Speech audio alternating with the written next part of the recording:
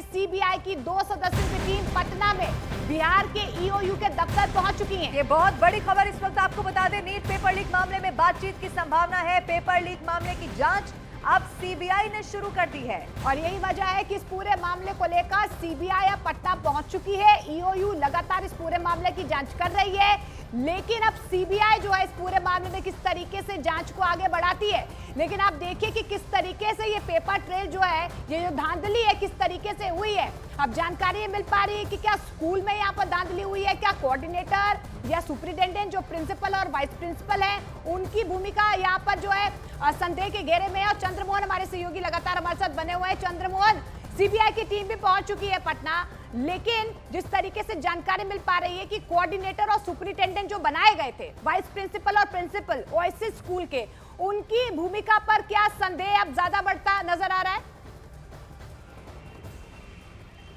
बिल्कुल, सबसे पहले तो आपको तस्वीर दिखाते हैं आर्थिक अपराध इकाई का, जहां पर सीबीआई की टीम 2 सदस्यीय पहुंची हुई है और जो भी अधिकारी इस पूछताछ में और पूरे जांच में शामिल थे उनसे पेपर हैंडओवर लिया जा रहा है और साथ ही वो जो साक्ष्य और सबूत और इकबालिया बयान जो गिरफ्तार हुए हैं उनसे मिला है, उनसे जो पूछताछ हुई है, उनसे जो जानकारी मिली है उसको हैंडओवर ले रहे हैं। तो अभी सीबीआई की टीम अंदर आर्थिक अपराध इकाई के ऑफिस में मौजूद है और सबसे बड़ी बात यह है कि वो 2 लोग जो वहाँ पर कोऑर्डिनेटर मौजूद थे वो भी रडार पर हैं, स्कूल के प्रिंसिपल रडार पर हैं और वहाँ पर 2 वाइस प्रिंसिपल जो हैं वो भी रडार पर हैं, 2 कोऑर्डिनेटर हैं वो भी रडार पर हैं और साथ ही वहाँ पर जो भी कर्मचारी और साथ ही गार्ड से लेकर ऊपरी स्तर तक जो भी कर्मचारी अधिकारी वहाँ पर स्कूल में मौजूद थे उन लोगों से भी पूछताछ होगी। लेकिन जो अब तक पूछताछ में बातें सामने आई है उसमें आर्थिक अपराध इकाई यह मानती है कि यह क्वेश्चन पेपर बैंक से निकलकर स्कूल तक पहुंचा है,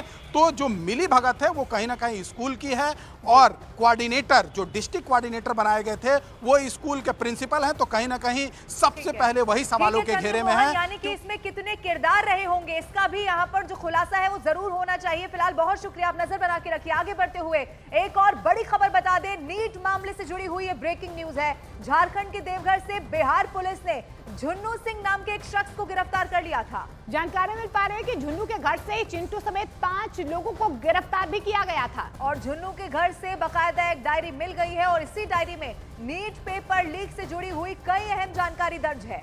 आरोपी चिंटू समेत कई लोगों का हिसाब किताब इस डायरी में लिखा हुआ है। डायरी में छात्रों के नाम भी दर्ज हैं। बकायदा परीक्षा का नाम लिखा हुआ है। लीक पेपर के लिए किस तरह की डील किससे की गई है इसका पूरा जिक्र इस डायरी में मिल रहा है। डायरी में नीट पेपर के लिए 30 लाख से 55 लाख रुपए की डील का भी जिक्र किया गया है और अभी पुलिस इस डायरी को खंगाल रही है। खराब हैंडराइटिंग की वजह से पढ़ पाना थोड़ा मुश्किल जरूर है।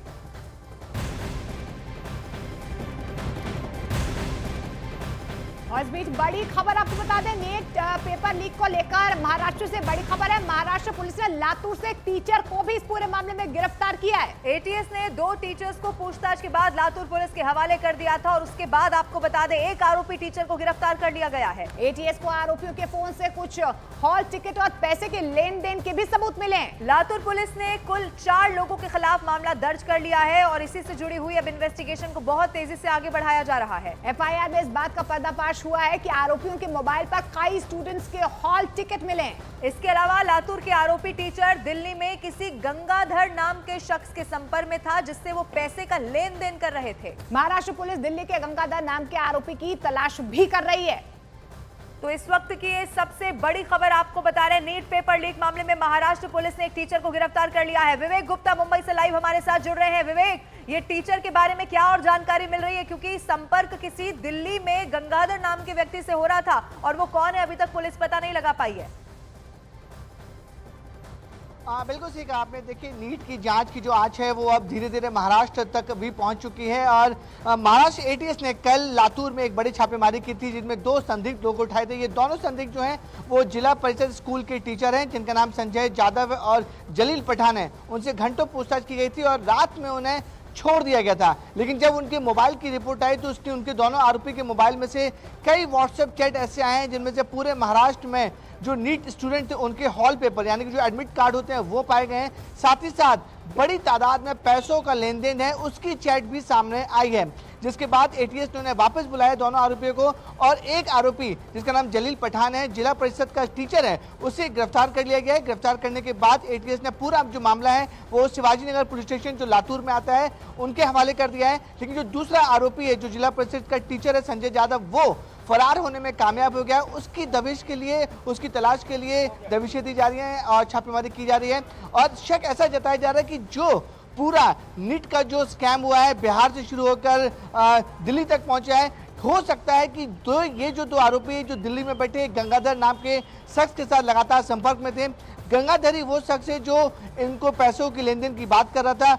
उसका पुलिस अभी तलाश कर रही है, क्योंकि महाराष्ट्र पुलिस अब गंगाधर को बड़ी बेसब्री से तलाश कर रही है। और हो सकता है बहुत ही जल्द तौर पर देखिए नीट का जो मामला वो गहराता नजर आ रहा है। जांच की आंच अब महाराष्ट्र पहुंची है, वहां पर 4 लोगों के खिलाफ मामला दर्ज किया गया, एक टीचर को गिरफ्तार किया गया है। फिलहाल इस तमाम जानकारी के लिए बहुत बहुत शुक्रिया।